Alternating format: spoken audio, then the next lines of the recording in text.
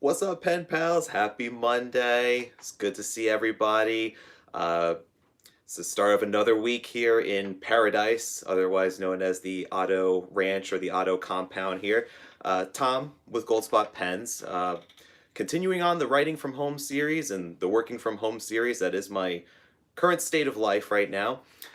Today, as many of you might be undergoing in your own personal lives, we're going to go over a little bit of organization via the Konmari method. If you're familiar with Marie Kondo and her work, which is the book called The Life-Changing Magic of Tidying Up, she is known for the whole spark joy thing. So holding something and sparking joy. Although that's kind of like the summary of what a lot of people kind of get out of the work or have heard of it. There's also a Netflix series. You could check that out. I think it's probably still there. But she goes into different people's houses. Sometimes they're clutter bugs. Sometimes their houses look a lot better shaped than mine is. And she goes through and just finds all sorts of things that people don't really need anymore. Well, actually, she makes the people go and look at it themselves and say, what do I need versus what I don't need? And we're going to do that with pens. So pens, they fall under the third step in the KonMari method. First step being clothing. So if you're planning on doing a gut out of everything in your house, she recommends to do clothing first. Why? Because clothing, it's lower stakes. So like stuff that you have in your closet for the longest time, things that are seasonal and whatnot. So you have the better ability to kind of further refine and hone in on that whole spark joy thing when you're holding something and sparking joy by starting with clothing first. And then she recommends going into books, which I mean, we have all sorts of different books that are sitting on our shelves that we don't read anymore. Paperwork from like 7 years, 9 years ago, tax stuff and whatever that you just don't even need to look at, stuff that's just an old car that you sold like 10 years ago, paperwork on that and whatnot. So like all that stuff is pretty easy to kind of navigate. But then when you start getting into the nitty gritty of what she calls the kimono, or just kind of like the miscellaneous items that you have, or the sentimental items, that's when you're starting to get to some tricky territory because a lot of stuff, especially when it comes to pens, I feel, has a bit more of an intrinsic sentimental value that you just can't easily just kind of gut out and say, oh, this one's better than this one should be kept, whereas this one should be tossed away. And you might see me kind of periodically kind of peer down at my notes here, and I apologize for that because I don't have a teleprompter. I just have my phone on a tripod right now. So I have all my notes for this video kind of written down here. So we're gonna kind of go over some tips and some things that we could do to kind of like navigate the tricky waters of going through your pen collection. Like I said, should probably start with something a little bit easier to kind of go through and work your way towards the pens eventually. But we gotta do with what we have available with us. And so what you first would do is when you're ready to get to pens is to get all of your pens. So you would have all of your pens. Let's say if I had my whole pen collection summed up here in a pen case. And I'm just using this as an example. Not all my pens are over here, but let's say also my inks too. So I have all my inks. I'll put them all in one place, not necessarily in the center of a room, but collect them from various areas of the house because all these things could hide in all sorts of different places. They could be in one room, they could be in another room. So what she recommends is gather everything in one spot. So same thing with clothes and with books and stuff like that. You want to gather. And what the whole idea of that is that if something misses that initial gathering phase, if you forgot something in that gathering phase, then it's probably not important enough to really include in that whole like evaluation. So it was probably something you should get rid of anyway. So if you forgot a pen that was just laying somewhere at the bottom of a drawer and it was kind of out of your purview when you were collecting everything and putting them on a table to organize and sort, then it probably wasn't important in the first place, and that should be put on the chopping block. So after you're done gathering everything, then you want to do what a lot of people understand about the whole KonMari method is you want to take everything, you want to feel it. You want to put it in your hands and you want to feel it, and you want to see if it sparks joy. Now, Marie Kondo is very much like, especially if you read the whole entire book, you kind of get into these murky parts where you're like, oh, objects kind of having, personalities and kind of imbuing their own spirit in them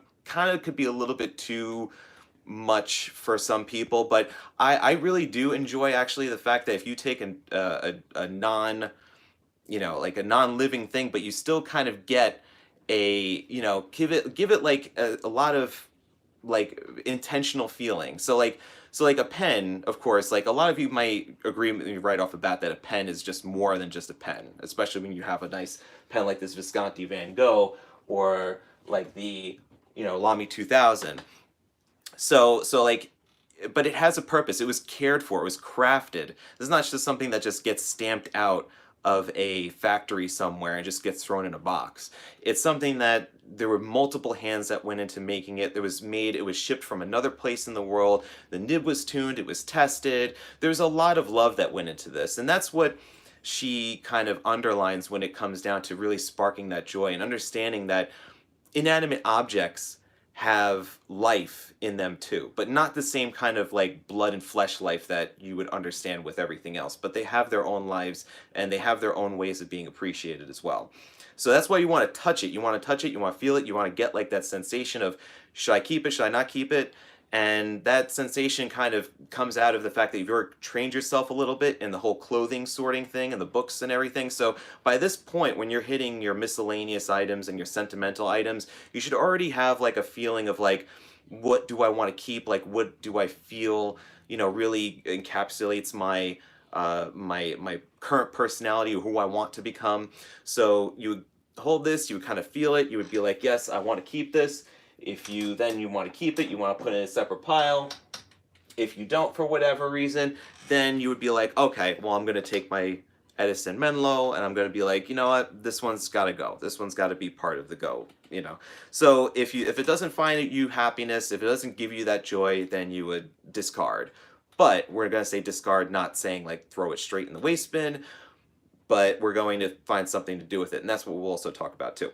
So then if you do want to keep it, you would definitely want to find a place for it. My own personal thing that I have is that this pen case only holds 10 pens. So my restriction, my creative restriction here is that this pen case only holds 10 really nice pens. These are my top pens that I like to have.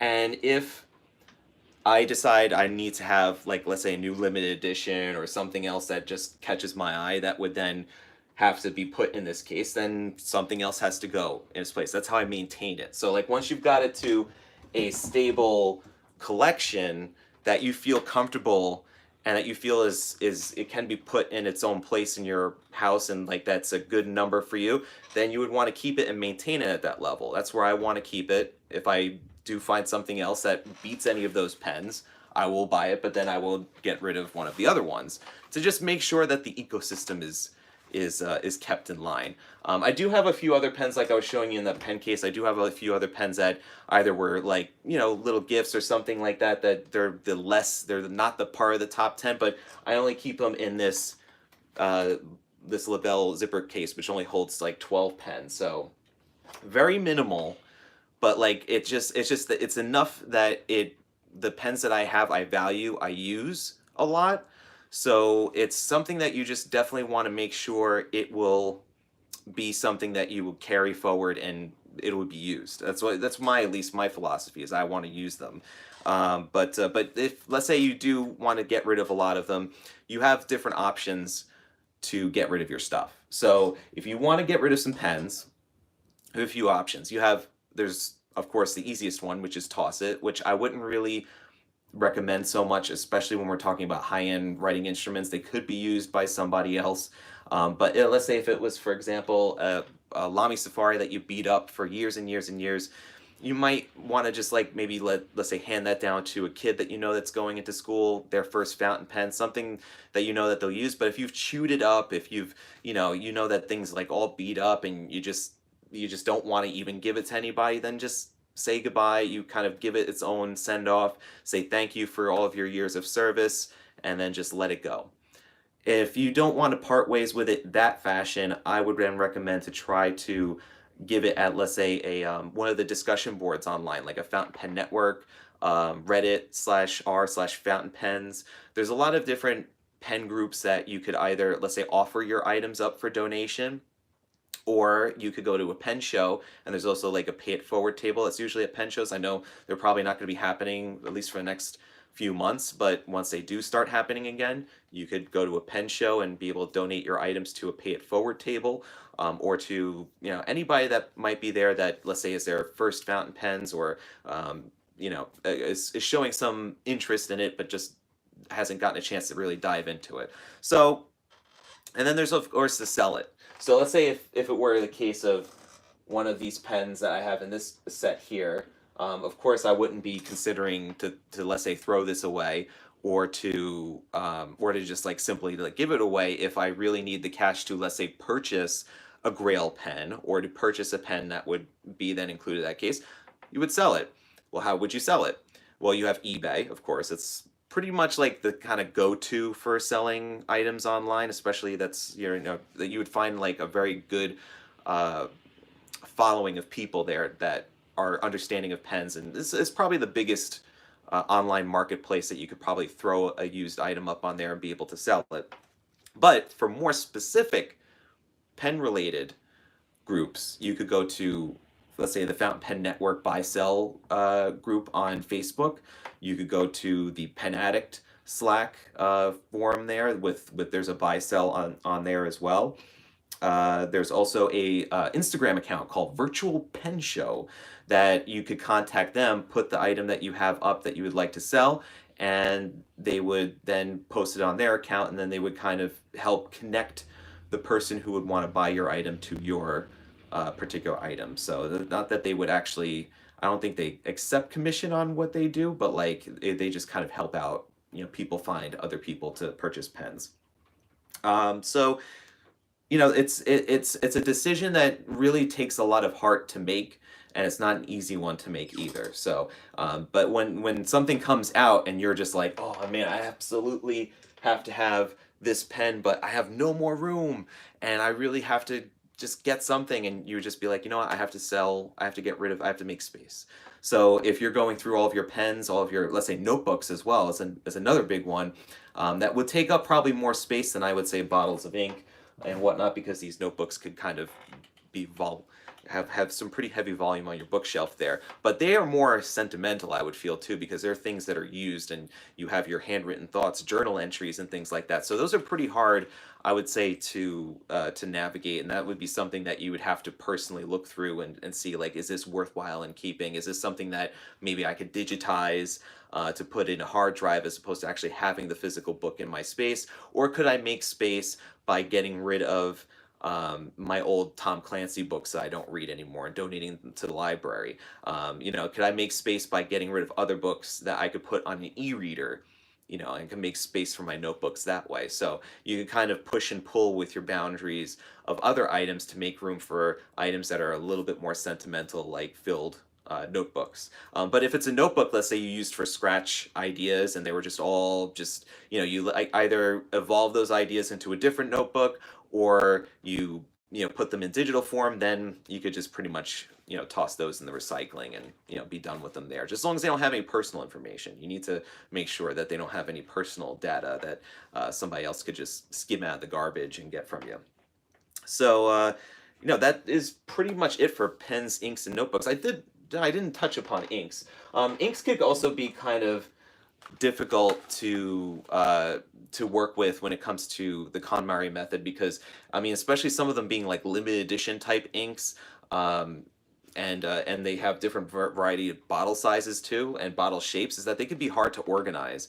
They could be hard to kind of put in your drawer or in your shelves, especially if like they arrange themselves not to perfectly fit in there. Like pens would kind of be of the similar size, it could fit all in a case like that, but when it comes to inks, they're kind of a little bit on the bulkier side. So what I would suggest doing is and not feed into the whole limited edition craze. It's like usually if you find a limited edition ink, there's an analog that's out there that's pretty close to it, and unless you really love that specific color, I wouldn't buy into it. I would go with samples. Sample it up because you could get a whole bunch of different colors and be able to try different colors and probably have enough ink to last yourself a lifetime just by buying samples of ink. So little 2 milliliter samples will last a long way. But for sometimes, like you get a free bottle of ink with a purchase of a pen, like I would with my Leonardo limited edition. And I mean, I love this turquoise ink, and I'm gonna definitely keep this one as long as it has some space in my drawer to do so.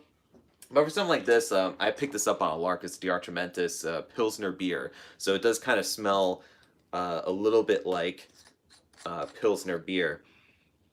Yeah, it kind of has that aroma of a kind of like as not of a fresh beer, but like something that when you smell like in a brewery. So like not necessarily the most appealing smell, but it's only really when you smell it like in the bottle or if you sniff it on the nib, and that's kind of like something I would probably look to pass on at some point. And that's the same thing, like I said, with the pens, that you could see if you could trade with people online. Your tastes might have evolved past, and you don't want that type. You don't want scented inks anymore. You don't want shimmer inks anymore. There's probably somebody that is just jonesing for that scented and shimmer inks and stuff like that. So there's probably somebody out there that wants it. So hook up. You could trade a few different colors, get what you want, send them what they want, and be able to make some space, or just find more things that are sparking joy for you more. So um, any comments or questions, always feel free to leave them in the comments below. Don't give us a thumbs down. I just kind of did the thumbs down thing. Both of them. No, give us thumbs up, please. That would be nice. But I appreciate you guys tuning in for another work from home session. If you guys have any comments or questions or any suggestions for future episodes, feel free to leave them in the comments below. Let me know how I'm doing. Would love to hear back from you guys, and just maybe see. Tell me how your cleaning is going, because it's spring cleaning. If you're cleaning your pens out, what pens did you let go of? What pens did you keep? Any particular hard decisions that you have to make or that you have made, share them, and I can maybe help weigh in a little bit if you're saying like, oh, I'm split on keeping a 2000 versus a Leonardo. I need some help or whatever. Let me know, and I'll try to help my best that I possibly could. And we will do a cleaning one, because I actually have one of my Visconti that I had here. My Visconti just ran out of ink, and I was thinking, oh, it'd be cool, just kind of show how to clean out a pen, just a regular cartridge converter pen, how I would do it. I have a little setup. Mine might be a little bit more unique, or might not be. I don't know, but be just something simple to do that I think that people would enjoy. So appreciate you guys tuning in, and stay safe out there. Be well, be safe, as in the words of my friend Penboy Roy. And thank you, my friends. Take care.